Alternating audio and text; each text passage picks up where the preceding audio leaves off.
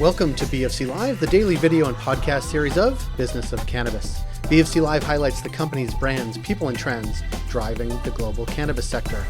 Learn more at businessofcannabis.com.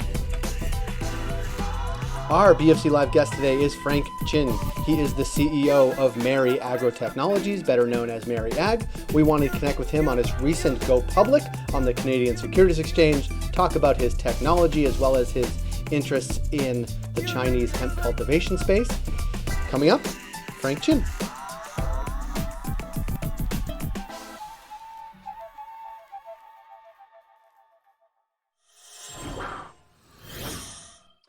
Frank, thank you for being here. Hey, Jay, it's been a while. It's been a long time. And on that note, to kick it off, I want you to look at this picture.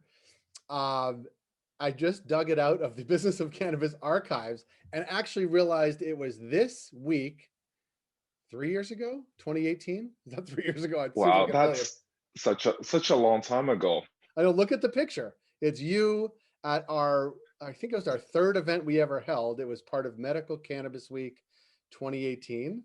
And there you are wearing the same shirt. Mhm. I'm sure it's been watched since then, but it's where you're wearing the same shirt. I've made a lot more new ones. Well, that's good. That's good. And that was part of an event, obviously, we were doing in 2018. We were just learning about you and your technology and your awesome box you guys have created. So much has changed since then in the world, but give us, it doesn't even need to be a short recap, but like, what have you and the team been up to since then? Right. Like back in 2018, we only had a bunch of algorithms, a concept of what we wanted to make, a grow box, and we didn't even have a prototype there at that event. We just had a monitor with a video on repeat. It's definitely been a long way. So we started shipping the units. I think back in 2019, and came out of R&D stage last year in July. And we just went public. Yeah, I know. It's a pretty good run. Right, you had this idea, you're talking about it, right? And everybody's like, look at that, that's amazing. And then people actually started to see it more and more, obviously, as you rolled it out. And then we had been in touch a number of times, sort of in between all that, and you were giving us updates along the way. But like, it's a long way from 2018 with an image of a product to then launching it, sort of doing the R&D around it, and then going public. Like, what has that road been like, sort of from startup to going public? And then you've added sort of other components as well. Yeah, definitely. So we were such a young company. We didn't really know what to do with everything that we had in mind, or all the ideas, and we just had to pick one. Using our technology, the automation to make something to help medical patients who always need to use kind of quite a good amount of cannabis every day at home. Sometimes they can't really afford it, so we wanted to help them and start from there. We've managed to, you've seen the box, right? It's such a tiny small footprint, this wide, this tall, and we've seen a lot of users growing, harvesting over 120 grams each cycle. That's like, yeah, that's pretty amazing, to be honest. 124 grams, that's the record so far. So essentially, they just, their units gets paid off in one cycle, and after that's just. So I've been really happy. We're able to help them, and using our technology. That's kind of the validation of automation, our idea, and I personally like the design, and I think it's cool, and it fits nicely in people's lives, not just in their living rooms, but their lives. Yeah, no, it is exactly, I mean, not to harken back to 2018 again, but like, it's exactly what you were talking about in that picture to people who are coming by, was this vision you had to create a great looking grow box that was actually usable and actually turned out great product that people would just keep doing and doing, become part of their everyday life. And in their living room, which also made it really cool, and it looked good, which was really cool, and the tech was really interesting. So kudos to you and the team. I want to shift a little bit because in every conversation that we've had almost since then, you've been talking Mhm. about China, right? And sort of what what the world may look like at some point in the future. Talk a little bit about the work you've done there. Yeah, I'm actually in China right now, Shanghai. Right now, I came here back in December, for manufacturing actually. So COVID and everything, global supply chain, all this mess. So I'm here for manufacturing because we still have a huge amount of back orders to fulfill, and I just wanted to make sure all the parts, all the units are built, uh, good enough to for our standards. Uh, and we also got our hemp licenses last year. So I believe so we have the license to cultivate and also the conditional approval to extract and process hemp in China. I think that's pretty rare. I think it's still a first.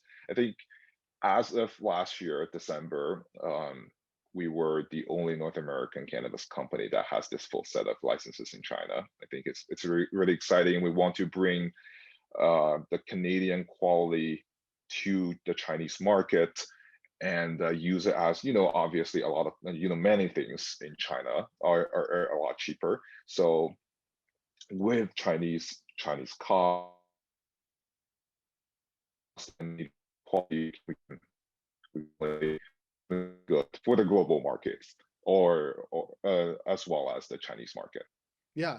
And one thing that you referenced, I think last time we talked, was just how quickly things can change and how quickly things sort of catch fire sort of in the Chinese market. Can you talk a little bit about that? And is there an interest in what's happening, like hemp, hemp derived CBD, like the actual wave that has swept over the US and and Canada as well. But is that a trend that you think is on the sort of upswing or poised for that in the Chinese market?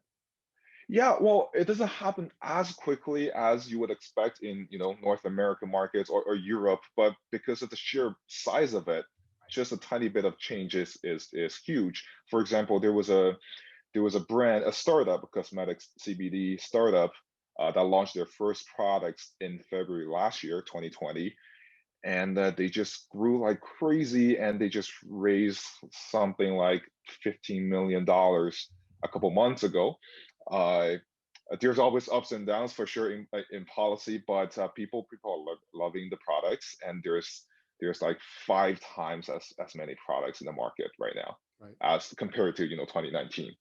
Yeah, it really is amazing to sort of see the rapid change, not only in parts of Asia, but also, as you mentioned, in Europe and North America. Like it just like I keep harkening back to 2018, because if we know now what we knew then, like it would all be gangbusters, right? But things were so Mhm. early on in those days, and now to see it sort of come to where we are today, to see you guys go public on the CSE.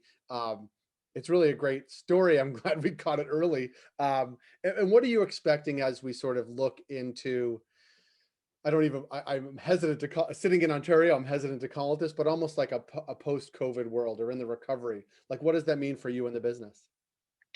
Oh, that's a great question. We actually had quite a bit of sales during the pandemic. Well, still in the pandemic, but I think we're coming out of it, and Mm. it's great. And when economy goes back to normal, we've been developing some really cool stuff for the market as well. You know how we've been using our technology for the consumer market, home grow boxes and stuff. But now we're ready to use our core technology, which is the automation, data-driven automation for the LP space as well. We've been developing this really cool light. It's a grow light, but it's so much more than just a grow light. Using our data-driven automation, it helps LPs save so much, up to 80% of their labor cost, as well as HVAC costs, and also help them improve their quality, quantity, everything using our technology. Uh, it's really cool stuff that I unfortunately I can't really show you because we haven't announced it yet. But well, I like it. I Yeah. like So, it. I mean, and I guess that a trajectory of any emerging sector is that as more data becomes available and put into use and becomes better data and like hones in, more automation, more data, more automation, like it becomes this cycle. And is that where you think we are? You can talk about it related to your company, but just in general that, we've seen this, 3 or 4 year period of massive ramp up, certainly on the Canadian side. And just we're entering this space where it's just going global. And it's going to be this sort of technological, tech driven innovation, certainly the cultivation side, the processing side, the manufacturing side.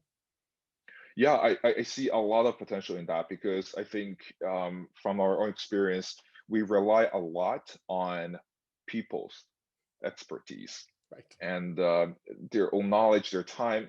People aren't perfect. We can't catch everything 24/7, or sometimes we even when we think we catch something, maybe we missed it. You never know. But computers, sensors, they don't miss as long as they have the knowledge, they have the experience that humans gathered before. They can do so much better and faster than us, and this is where we're trying to do. And LPs won't need to have as many people on a team. Sometimes efficiency is important, and computers, they are better than us in many aspects. Certainly better than me in most aspects. So if we could write code to have this be me talk, a computer talking, it would probably be way better and people would be much more informed. But Frank, I really thank you for your time. Excited about what you're doing, and have been great to sort of be along the journey from this week in 2018 to this week in 2021, and look forward as we look ahead to the rest of 2021 and beyond. Kudos to you and the team, and safe travels both within China and then when you on your way back as well. Yeah, thank you so much for having me, Jay. Gotta send me that picture. I will. Thanks, Frank. Thanks. Take care.